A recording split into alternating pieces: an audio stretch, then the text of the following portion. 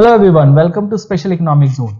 Finance minister ने इस साल के बजट में अनाउंस किया था कि हम एक डिजिटल रुपी लॉन्च करेंगे और 1 नवंबर को आरबीआई ने पहला डिजिटल रुपी को लॉन्च कर दिया। इस वीडियो में हम लोग जानेंगे कि ये डिजिटल रुपी क्या है और इसके कितने वर्जन हैं और किस वर्जन को इस टाइम लॉन्च किया गया है। तो वीडियो शुरू करने से पहले रिक्वेस्ट करता हूं कि चैनल को सब्सक्राइब कीजिए और बेल आइकन को जरूर प्रेस कीजिए ताकि आपको जो लेटेस्ट वीडियो के अपडेट्स हैं साथ के साथ मिलते रहे। तो चलिए शुरू करते हैं हमारे इस वीडियो को। RBI CBDC digital rupee pilot starts from November 1. SBI, HDFC and 7 other banks to participate in wholesale launch. तो अब ये डिजिटल रुपी है क्या, इसको हम जानते हैं। बेसिकली डिजिटल रुपी, जिसका दूसरा नाम सेंट्रल बैंक डिजिटल करेंसी भी है, वो एक digital form of currency note है जो कि हमारा central bank reserve bank of India के थ्रू इशू किया गया है और ये एक लीगल टेंडर है। लीगल टेंडर मतलब ये सेंट्रल अथॉरिटी के थ्रू अप्रूव्ड है, सेंट्रलाइज्ड है, आरबीआई और गवर्नमेंट इसकी प्रॉपर बैकिंग कर रहा है। अब ये जो डिजिटल रुपी है ये इलेक्ट्रॉनिक फॉर्म ऑफ मनी है जिसको कॉन्टैक्टलेस ट्रांजैक्शन के लिए यूज किया जाएगा। आपके पास जो करेंसी नोट्स है उसमें आप कॉन्टैक्टलेस ट्रांजैक्शन नहीं कर सकते, आपको किसी पर्सन के कॉन्टैक्ट में आना ही पड़ेगा अगर आपको ट्रांजैक्शन करनी है। बट डिजिटल करेंसी के केस में कोई भी जरूरत नहीं है कि आपको किसी के पर्सन के कॉन्टैक्ट में आना है, आप नॉर्मली भी ऐसे भी जो डिजिटल वेज है इससे अपनी जो ट्रांजैक्शंस है वो कंप्लीट कर सकते हो। अब अगर हम बात करें डिजिटल रुपी की वर्जन्स की, तो बेसिकली इसके दो वर्जन्स हैं। पहला है रिटेल सीबीडीसी और दूसरा है होलसेल सीबीडीसी। अब जो रिटेल सीबीडीसी है, मतलब जो रिटेल डिजिटल रुपी है, वो कौन कौन यूज कर सकता है? ये यूज कर सकते हैं private sector, non financial consumers और जो भी प्राइवेट बिजनेसेस हैं इसको यूज कर सकते हैं। बेसिकली रिटेल सीबीडीसी क्या है? एक इलेक्ट्रॉनिक वर्जन है कैश का जो कि रिटेल ट्रांजैक्शन के लिए यूज किया जाएगा, नॉर्मल ट्रांजैक्शंस के लिए यूज किया जाएगा। वेयरएज अगर हम बात करें होलसेल सीबीडीसी की, अब ये जो है ये रिस्ट्रिक्टेड, इसका जो डिजाइन है वो रिस्ट्रिक्टेड एक्सेस के लिए किया गया है to the select financial institution. ये फाइनेंशियल इंस्टीट्यूशन कौन कौन से हैं अभी हम इसके बारे में डिस्कस करेंगे। और बेसिकली इसका जो वर्क होगा वो क्या होगा? इसका वर्क है इंटरबैंक जो भी ट्रांजेक्शन्स है, इंटरबैंक जो भी ट्रांसफर है। इंटरबैंक ट्रांसफर्स का क्या मतलब? अगर एक बैंक से दूसरे बैंक में ट्रांसफर करना है और कोई भी होलसेल रिलेटेड ट्रांजैक्शंस है, मतलब जो भी बड़ी ट्रांजैक्शंस है, वो सारे का सारा वर्क जो होगा वो होलसेल सीबीडीसी के थ्रू होगा। तो ये दो वर्जन्स हैं। अभी अगर बात करें तो आरबीआई ने इस टाइम पे कौन सा वर्जन लॉन्च किया है? तो आरबीआई ने इस टाइम होलसेल सीबीडीसी को लॉन्च किया है, रिटेल सीबीडीसी अभी तक लॉन्च नहीं किया गया है। अगर हम होलसेल सीबीडीसी की बात करें, wholesale segment shall commence on November 1, 2022।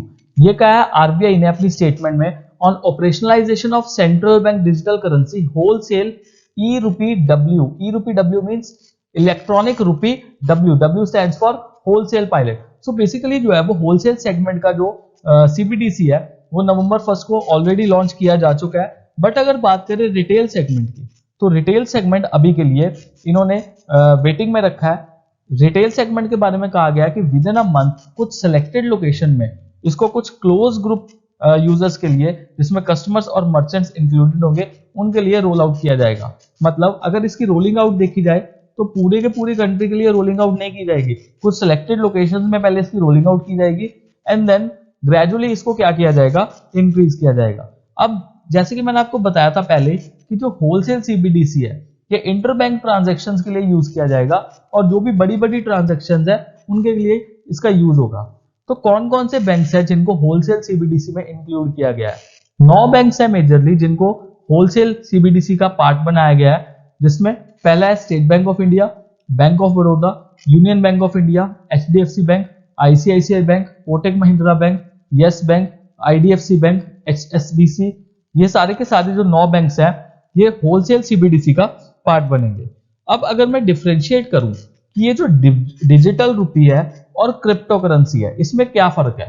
देखिए अगर हम क्रिप्टो करेंसी की बात करें तो क्रिप्टो करेंसी जो है वो एक डिसेंट्रलाइज्ड डिजिटल एसेट है। तो बेसिकली इसको कोई भी जो सेंट्रल बैंक है वो अप्रूव नहीं कर रहा। ये एक डिसेंट्रलाइज्ड है, ना ही इसको कोई गवर्नमेंट का अप्रूवल है। मतलब बेसिकली अगर मैं कहूं तो ये लीगल टेंडर नहीं है। लीगल टेंडर का मतलब है इसमें आरबीआई की या गवर्नमेंट की कोई भी बैकिंग नहीं है और ये ब्लॉकचेन टेक्नोलॉजी पे बेस्ड है। तो मेजरली अगर मैं क्रिप्टो की बात करूं तो क्रिप्टो आज के टाइम पे इन्वेस्टमेंट पर्पस का एक बहुत बड़ा सोर्स बना हुआ है और काफी लोग बिटकॉइन, इथीरियम, लाइटकॉइन और भी ऐसे कई कॉइन्स हैं जिनमें इन्वेस्टमेंट कर रहे हैं। बट अगर हम बात करें डिजिटल रुपी की, बेसिकली डिजिटल रुपी जो है वो रिजर्व बैंक ऑफ इंडिया ने इशू किया है और ये एक लीगल टेंडर है, डिजिटल फॉर्म में। लीगल टेंडर का मतलब है जैसे आपके पास 10 रुपए का नोट है, तो अगर इक्विवेलेंट वैल्यू का आपके पास डिजिटल करेंसी होगा, डिजिटल रुपी होगा, तो उसका वैल्यू भी क्या होगा, 10 रुपए होगा। तो ये डिजिटल फॉर्म में आपको एक जो पेपर करेंसी है उसका एक सब्स्टिट्यूट प्रोवाइड किया जा रहा है। वेरएज क्रिप्टो करेंसी में कुछ ऐसा नहीं है। क्रिप्टो करेंसी जो है वो बिल्कुल डिसेंट्रलाइज नेचर की है और इसीलिए क्रिप्टो करेंसी क्या है, काफी कंट्रोवर्शियल है। गवर्नमेंट और आरबीआई कई बार कह चुकी है कि हमें क्रिप्टो को बैन करना है, अभी तक बैन किया नहीं है। बट इस साल के बजट में आपने देखा होगा कि जो क्रिप्टो करेंसी है उस पर टैक्स जो थे वो लगने शुरू हो चुके हैं। तो ये कुछ था डिफरेंशिएशन क्रिप्टो करेंसी और सीबीडीसी का। अगर मैं बात करूं कुछ बेनिफिट्स की जो कि डिजिटल रुपये के होने वाले हैं, तो इसका पहला बेनिफिट क्या है, रिड्यूसिंग ट्रांजैक्शन कॉस्ट। अब जितनी भी ट्रांजैक्शन कॉस्ट है वो क्या हो जाएंगी, रिड्यूस हो जाएंगी, बिकॉज जो भी सेटलमेंट रिस्क है उनको मिटिगेट करने के लिए किसी भी तरह की कोलेटरल की रिक्वायरमेंट नहीं होगी। साथ ही साथ फास्टर पेमेंट्स हैं, चीपर इंटरनेशनल ट्रांसफर होंगे। तो ये सारी चीजें जो है वो डिजिटल रुपये के साथ हो सकती हैं और गवर्नमेंट को एक्सेस मिलेगा। जितनी भी ट्रांजैक्शन हो रही है गवर्नमेंट इजीली एक्सेस कर सकती है उन ट्रांजैक्शन को और ये चीज देख सकती है कि क्या ये ट्रांजैक्शन ऑथराइज नेटवर्क के थ्रू हो रही है। अगर ये ट्रांजैक्शन ऑथराइज नेटवर्क के थ्रू हो रही है तो गवर्नमेंट ट्रांजैक्शन को ओके कर देगी। अगर ये ऑथराइज ट्रांजैक्शन के थ्रू नहीं हो रही देन इजी से जो भी इलीगल ट्रांजैक्शन है वो बहुत ही इजीली पकड़ी जा सकती है। और इसके अलावा जो डिजिटल रुपी है उसका इंट्रिंसिक वैल्यू होगा on the account of government banking, मतलब डिजिटल रुपी इक्वल होगा फिजिकल रुपी के बराबर ही। जैसे कि अगर 10 रुपए का नोट हमारे पास है तो 10 रुपए की डिजिटल रुपी भी हो सकती है हमारे पास, बट ये फिजिकल फॉर्म में प्रेजेंट होगा, ये डिजिटल फॉर्म में प्रेजेंट होगा, इतना सा ही फर्क है। बट वैल्यूज क्या होगी, इक्विवेलेंट होगी। और साथ ही साथ दोनों क्या है, लीगल टेंडर है। लीगल टेंडर मतलब इसमें गवर्नमेंट की बैकिंग है, आरबीआई के थ्रू क्या किया गया हुआ है, इशू किया हुआ है। तो ये सारी चीजें जो थी बेनिफिट्स थी डिजिटल रुपी के।